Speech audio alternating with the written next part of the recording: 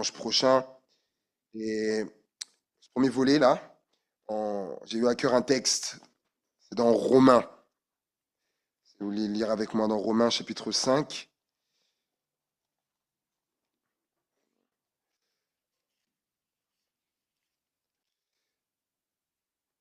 Romains chapitre 5, à partir du verset 1er.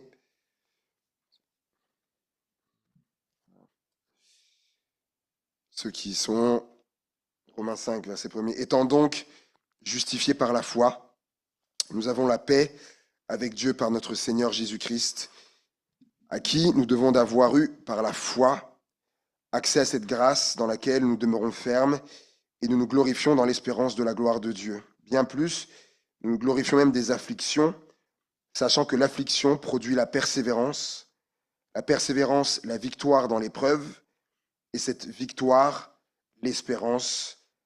Amen. Et ce qui va nous intéresser à ce soir, c'est la fin. C'est la fin d'un verset quand il dit, sachant que l'affliction produit la persévérance, la victoire dans l'épreuve. J'ai été regarder ce que c'était que l'affliction, parce que souvent, c'est beaucoup écrit dans la parole de Dieu, l'affliction, mais je me suis rendu compte que des fois, quand on demandait quelqu'un c'est quoi l'affliction, on ne savait pas trop bien définir. Donc, j'ai été regarder, et donc l'affliction, donc c'est une tristesse profonde, un abattement à la suite d'un grave revers. Donc, tristesse profonde, on comprend, donc, quand on est affligé, il y a une tristesse qui est là, on est abattu, et donc à la suite d'un grave revers. Donc, des fois, ça prend la notion aussi d'une déception, de quelque chose, par exemple, auquel on pouvait s'attendre, et voilà, il y a eu un grave revers, ça se passe pas comme ça, voilà, on peut être donc affligé, il y a cette tristesse, cet abattement qui est là, et il est dit, c'est traduit aussi, l'affliction, traduit aussi par tribulation, douleur, persécution ou même supplice. Donc, ça nous parle aussi de l'affliction, ça nous parle de la souffrance aussi, chose de une souffrance qui peut être là. Et l'apôtre Paul nous dit que l'affliction, donc tout ce que je viens d'énumérer là, il dit que l'affliction, elle produit en nous la persévérance, et cette persévérance, la victoire dans l'épreuve. Oui, parce que souvent l'affliction, on sera affligé, souvent ce sera par rapport à une épreuve, et il dit que cette affliction-là, elle va produire de la persévérance, et le fait de persévérer dans l'affliction, si on persévère, à la fin, ça va donner la victoire dans l'épreuve. La finalité, ce sera ça. Et ça m'a parlé. Juste parce qu'il y en avait quelques-uns qui n'étaient pas là mardi dernier. Quand on parle de victoire, d'ailleurs, c'était le sujet de ton premier chant, d'ailleurs. Si, tiens, là, on est dans la direction, là. Et donc, mardi dernier, on a parlé du roi Joas. Roi Joas, qui était venu voir le prophète Élisée. Et Élisée va lui dire de prendre un arc et des flèches et d'ouvrir la fenêtre vers l'Orient et de tirer une flèche. Et il va lui dire, la flèche que tu viens de tirer, c'est une flèche donc de délivrance.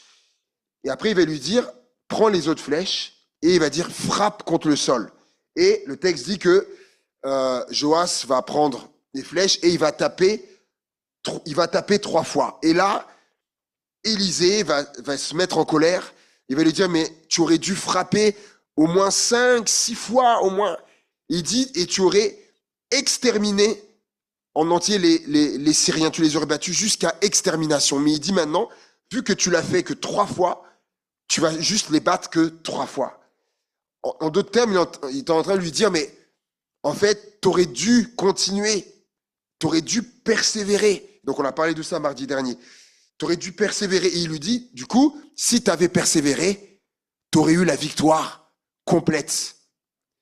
Et tu vois, et c'est ce que le texte dit. L'affliction produit la persévérance, et s'il y a persévérance, la victoire. Et on va le voir, c'est pareil dans la prière. C'est pareil dans la prière. le fait de persévérer dans la prière. Vous savez, on peut appliquer ça dans plein de domaines.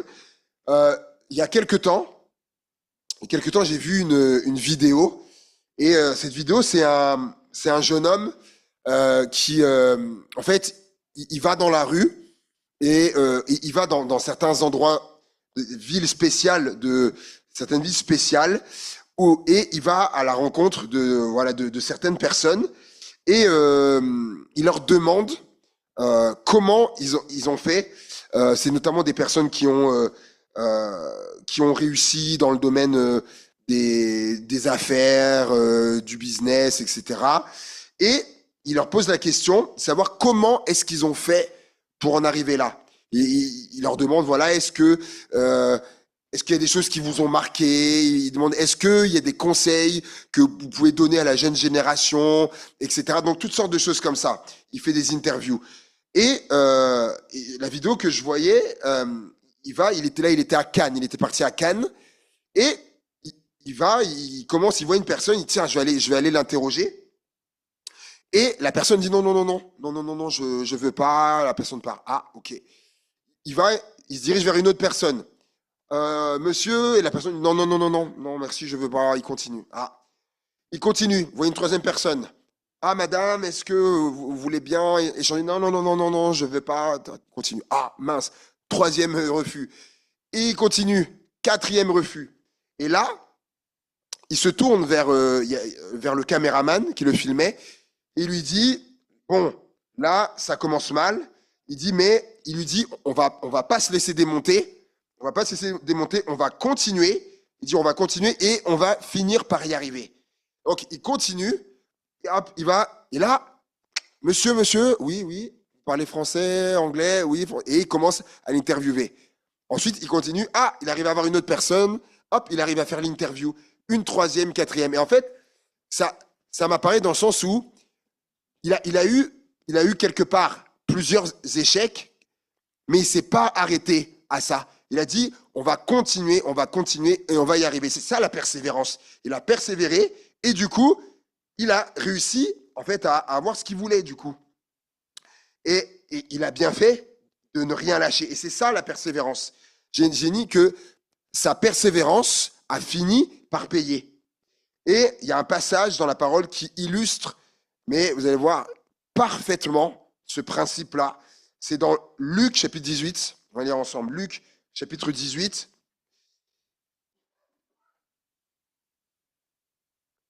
Luc chapitre 18. Et il est dit ceci. Jésus leur adressa une parabole pour montrer qu'il faut toujours prier et ne point se relâcher. C'est bien dit, c'est bien ça. Il faut toujours prier et ne point se relâcher.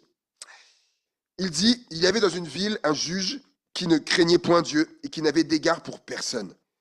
Il y avait aussi dans cette ville une veuve qui venait lui dire, fais-moi justice de ma partie adverse. Pendant longtemps, il refusa.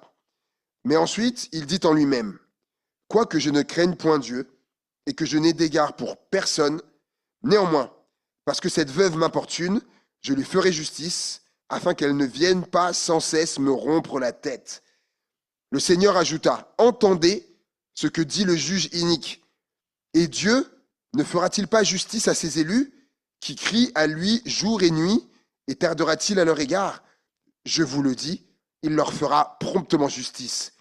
Mais quand le Fils de l'homme viendra, trouvera-t-il la foi sur la terre? Là, Jésus est en train de parler à ses disciples. Et il veut leur enseigner quelque chose, là. Il veut leur enseigner qu'il faut persévérer, toujours persévérer dans la prière. C'est pour ça qu'il commence en leur disant, voilà, il leur dit une parabole pour leur montrer qu'il faut toujours prier et ne point se relâcher. Et pour ça, il va raconter l'histoire d'une femme et d'un juge. L'histoire d'une femme et d'un juge. Cette femme, elle est veuve. Donc elle est veuve et cette femme a subi une injustice. Et si on veut faire le lien par rapport au message de dimanche de la tempête, on pourrait dire une femme qui a vécu déjà là au moins 2 tempêtes. Elle est veuve, Donc, elle a perdu son mari, son époux. C'est quand même une tempête. Et là, elle a vécu une injustice. Deuxième tempête, deux tempêtes. Et par contre, elle a subi une injustice, mais on ne connaît pas la nature de l'injustice. On ne sait pas. C'est quoi? L'injustice, ça peut être plein de choses hein, aujourd'hui, mais on ne sait pas. La Bible, sur ça, elle est muette à ce sujet. Mais ce n'est pas le fait du hasard. Si la Bible ne mentionne pas son injustice, c'est pas pour rien. Parce que vous savez, il y a d'autres passages dans la Bible où il y a des hommes, des femmes qui ont vécu des injustices et on sait c'est quoi. Mais là, on ne sait pas. Moi, je crois que c'est pour que tout le monde puisse s'identifier à cette femme-là. Voilà, on ne connaît pas l'injustice, mais tout le monde peut s'identifier à elle. Homme, femme, peu importe. Et peu importe la condition, etc. Que faites-vous lorsque vous vivez une injustice? C'est une question que je pose. Que faites-vous lorsque vous vivez une injustice? Là, on va pas faire un tour, parce que sinon, il y aurait plein de réponses, ce serait trop long. Jésus nous dit qu'elle va trouver le juge. Elle va trouver le juge, qui est la plus haute autorité décisionnaire en matière de justice. Tout à l'heure, il y a un frère qui a prié pour les autorités, qui est la plus haute autorité décisionnaire donc en matière de justice, le juge. Rappelez-vous, c'est une parabole. Donc, c'est une illustration pour nous enseigner quelque chose. Vous savez, et je me dis, Jésus dit, cette femme, elle avait une injustice, elle est partie voir le juge. Donc, le Seigneur est en train de nous parler, de nous dire, mais par exemple, quand on a vécu une injustice aussi, la toute première personne qu'il nous faut aller trouver, c'est le juge, c'est un juge. Alors certains vont dire, mais David, moi, j'ai pas accès comme ça à un juge, on n'arrive pas comme ça à un juge. Oui, mais il faut faire le parallèle. Pour nous, c'est pas un juge terrestre, c'est pas un juge terrestre. Lorsqu'on est dans ce cas-là, on parle d'aller trouver le juge qui est dans le ciel. Le juge, notre juge qui est Dieu. Et regardez, il y a plusieurs passages qui nous le disent. Psaume 50, verset 6. Et les cieux publieront sa justice, car c'est Dieu qui est juge. Ésaïe, chapitre 32, verset 22. Car l'Éternel est notre juge. L'Éternel est notre législateur. Juge, chapitre 11, verset 27.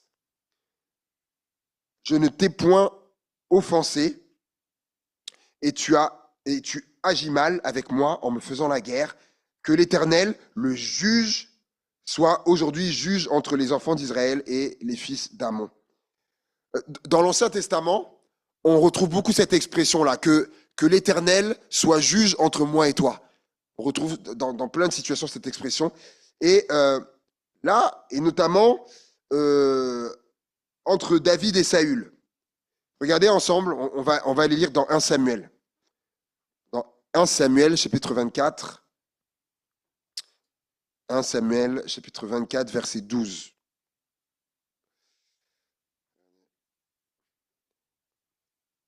On y est, 1 Samuel, chapitre 24, verset 12. Donc c'est David, hein, c'est David qui parle à Saül. L'Éternel sera juge entre moi et toi, et l'Éternel me vengera de toi, mais je ne porterai point la main sur toi. Des méchants vient la méchanceté, dit l'ancien proverbe. Quelque part, il est en train de parler de lui. Hein. Aussi, je ne porterai point la main sur toi. Contre qui le roi d'Israël s'est-il mis en marche? Qui poursuis-tu?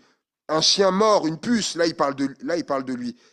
L'Éternel jugera et prononcera entre moi et toi. Il regardera, il défendra ma cause, il me rendra justice en me délivrant de ta main. Là, à ce moment-là, David vivait une très grande injustice. Saül voulait le tuer alors que David avait rien fait pour ça. Et à ce moment-là, David, donc, qu'est-ce qu'il va faire?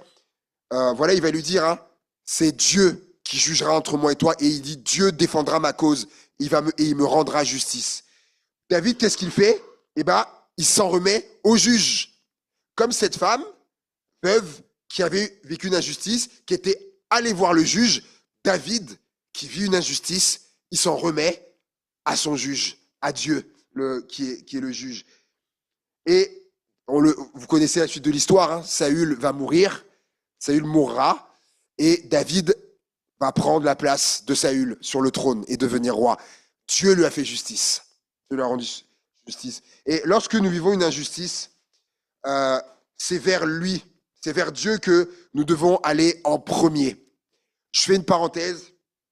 Selon les cas, il pourra arriver, étant sur terre, hein, il pourra arriver que des fois, ça aille plus loin, qu'il y ait des fois des recours, des actions qui soient mises en place, parce que l'injustice qu'on a subie, elle est grave ou autre, effectivement. Mais là, ce qu'on dit, c'est qu'en premier, celui à qui on doit se remettre en premier, c'est le juge qui est dans le ciel. C'est d'abord à lui qu'on doit en parler. C'est d'abord à lui qu'on doit lui soumettre cette affaire. Mais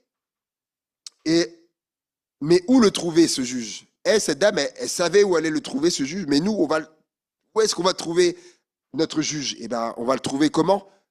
C'est dans la prière qu'on va aller le trouver.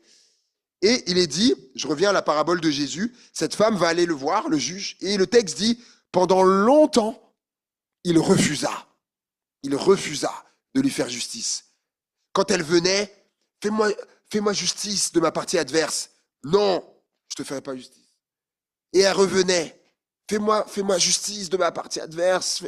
Non, je ne te ferai pas. Et hop, et ainsi de suite, comme ça. Pendant longtemps, il refusa.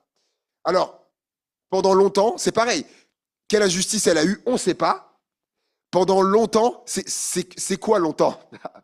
Ah ouais, pose la question, c'est quoi longtemps? C'est intéressant, hein? Et là encore, je crois que la période, elle ne nous est pas donnée. Je crois aussi que c'est exprès, comme l'injustice, pour que tout le monde puisse se reconnaître aussi dedans. Le temps, la durée ne nous est pas donnée. Tout le monde puisse s'identifier longtemps. Vous savez, longtemps, ça varie d'une personne à l'autre. C'est pas la même chose, longtemps, pour une personne. Vous savez, pour quelqu'un, longtemps, ça va être des semaines.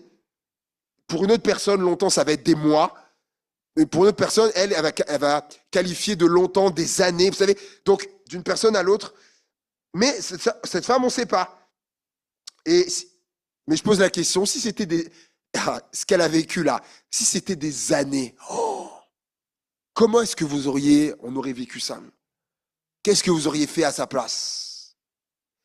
Je pose des questions, hein. Aurions-nous continué à aller voir le juge sans cesse?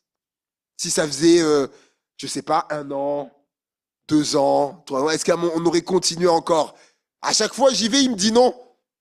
Ça fait 1 an, 2 ans, on va dire, mais est-ce qu'il va dire oui à un moment? Pourquoi il basculerait à un moment? Et combien peut-être aurait abandonné? Combien peut-être aurait perdu espoir? Combien peut-être aurait baissé les bras en disant mais c'est pas la peine, il va toujours rester avec son nom à la bouche. Et vous savez, c'est pas évident, hein. C'est pas si évident que ça. C'est pas évident. Et cette femme, Jésus nous raconte que cette femme, elle va continuer. Elle va continuer. Elle va persévérer. Et elle va y retourner encore. Waouh! Moi, je vous le dis, à titre personnel, ça m'impressionne. Vraiment, ça m'impressionne. Quelle persévérance! Et elle me fait penser à 2 mamans. À 2 mamans. C'est un peu un témoignage. Lorsque on était pasteur à Nantes, à l'époque, on était stagiaire, on était pasteur stagiaire, on était au tout début. D'ailleurs, oui, c'était notre première église, en tant que pasteur en formation. Et en fait, c'était le même contexte qu'ici. En fait, c'était un ensemble d'églises. On était sur 3 églises. En fait, nous, on était sur Nantes, mais il y avait l'église de Rezé et l'église d'Ansigny. Les pasteurs, on avait un programme, on tournait, etc. Donc, un jour, je prêchais à l'église de Rezé. Et à la fin du culte, on parle avec les gens, tout ça. Et puis, il y a un homme qui est là que je connaissais pas. on parle, on discute et il me raconte son témoignage. Et il me dit, vous savez, il dit voilà, il s'était converti, tout ça, il y a quelques années. Et il me dit, vous savez, ma mère, il dit notamment si je suis au Seigneur aujourd'hui, bien sûr, le Seigneur m'a touché, mais il dit, ma mère, elle a une grande place dans ça. Vous savez, ma mère, elle a prié pendant 20 ans pour moi. Il dit, pendant 20 ans, elle a prié. Dis-moi, j'étais dans le monde, voilà, totalement dans le décor, les femmes, etc., tout ça. Il dit, pendant 20 ans, ma mère a prié, a prié. Et je pense comme à cette femme-là, cette persévérance, waouh, waouh, waouh. Et peut-être, en fait, quand elle priait pour son fils des années et que ça faisait 1 an, 2 ans, 3 ans, 4 ans, et qu'elle le voyait toujours pareil, toujours dans sa vie de débauche, etc. Quelque part, c'était comme cette femme avec le juge. Pour elle, c'est comme si elle se confrontait quelque part comme à un non. Elle voyait pas de changement. 5 ans, 6 ans, 7 ans, 8 ans. Mais jusqu'à quand tu as et comme ça? Et elle continue. Persévérer, elle a continué. 10, 20 ans, waouh, ça m'a marqué. Pour ça, je vous en parle là. Ça m'a marqué.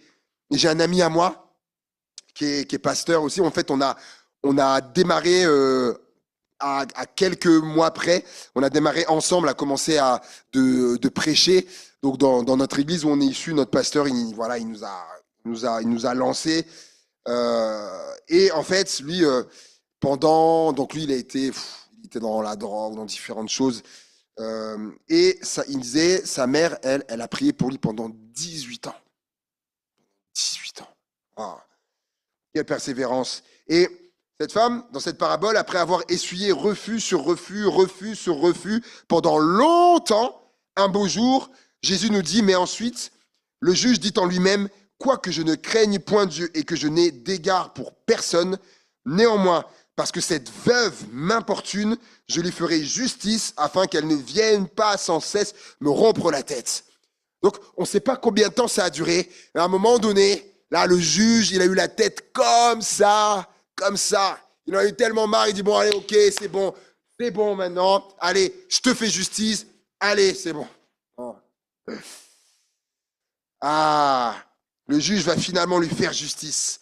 Elle va obtenir gain de cause. Comme ce jeune homme dans la vidéo dont je vous ai parlé tout à l'heure, à force de persévérance, ça a fini par payer. Il faut qu'on persévère dans la prière. Parce que, vous savez, il y a des fois des sujets pour lesquels on prie depuis longtemps.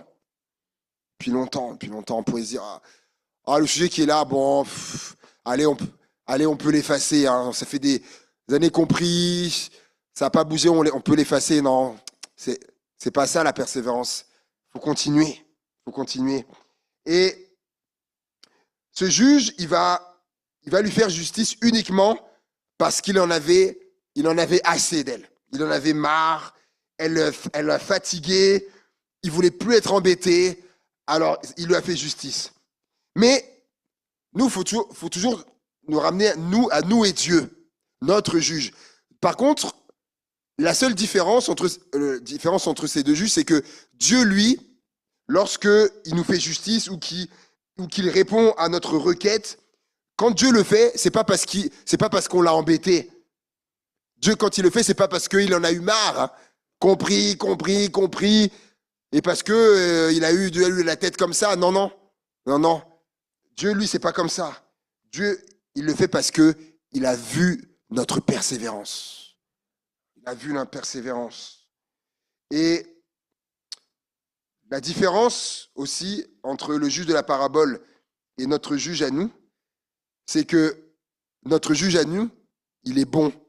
Alors qu'il est dit dans le texte que là, c'était un juge inique. C'est l'iniquité, c'est quoi? C'est le mal, c'est faire le mal. C'est un juge inique, un mauvais juge. Notre Dieu à nous, il n'est pas comme ça. La Bible dit que Dieu, il est riche en bonté, rempli de bonté. Ouais. Et donc, imaginez, si ce juge inique, ce mauvais juge qui est rempli de mal, qui faisait le mal, qui avait considération pour personne, si il a fait justice à cette femme, à combien plus forte raison Dieu qui est bon, Dieu fera justice et répondra. Et d'ailleurs, c'est ce que Jésus dit. Et Dieu ne fera-t-il pas justice à ses élus qui crient à lui jour et nuit? Et tardera-t-il à leur égard? Je vous le dis, il leur fera promptement justice. J'arrive à la fin du message. Vous savez, quand dans une affaire d'injustice, le juge, il tranche en votre faveur, c'est que vous avez remporté la victoire. Vous avez remporté la victoire. Et rappelez-vous le texte de base, hein, Romains 5. L'affliction produit la persévérance et la persévérance, la victoire dans l'épreuve. La dame, par sa persévérance, a obtenu victoire. Elle était dans l'affliction, elle a persévéré, ayant persévéré, elle a obtenu la victoire. C'est ce que Paul dit aux Romains. C'est un principe. Et ce programme, ce qu'elle a vécu, c'est valable également pour nous aussi. Alors on va entrer dans un temps de prière, d'intercession. Avant qu'on affiche, j'ai communiqué un sujet. Il y a Christian